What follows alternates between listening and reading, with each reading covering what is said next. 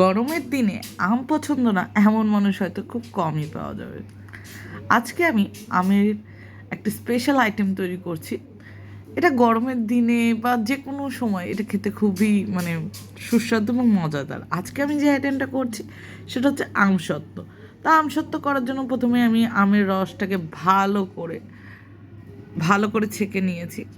এবার তা আমি কড়াইয়ে দিয়ে দিচ্ছি, দিয়ে ভালো করে এটাকে নেড়ে চেড়ে নিচ্ছি, দেখতেই পারছেন। এখন আমার আমসত্ত্বর কালার আর একটু ঝাল ঝাল হওয়ার জন্য, একটু মিষ্টি মিষ্টি হওয়ার জন্য আমি এখানে চিলি ফ্লেক্স দিয়েছি।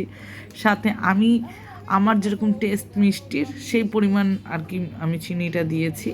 সাথে আমি এখানে কিন্তু মরিচ গুঁড়াও দিয়েছি যাতে আমসত্ত্বর কালারটা হয়। মূলত আমসত্ত্ব কালারের জন্যই আমি মরিচ গুঁড়াটা দিয়েছি। আপনারা চাইলে এখানে ফুড কালার ইউজ করতে পারেন, any kind of food colour. যেহেতু আমার কাছে ফুড কালার ছিল না, তাই আমি আর কি মরিচ গুঁড়া দিয়ে করছি। আর এই যে দেখুন, আমি এটাকে ভালো করে নেড়ে চেড়ে এখন আমি একটা প্লেটে ভালো করে এটাকে সেট করে নিচ্ছি এবং বেশ কয়েকদিন, মনে হয় আমি 10 দিন মতন এটাকে শুকিয়ে তারপরে এটাকে ফ্রিজে রেখে এই যে এখন এটাকে বের করছি। আর এই যে দেখুন, এটা হচ্ছে আমার ফাইনাল লুক আমসত্ত্বর।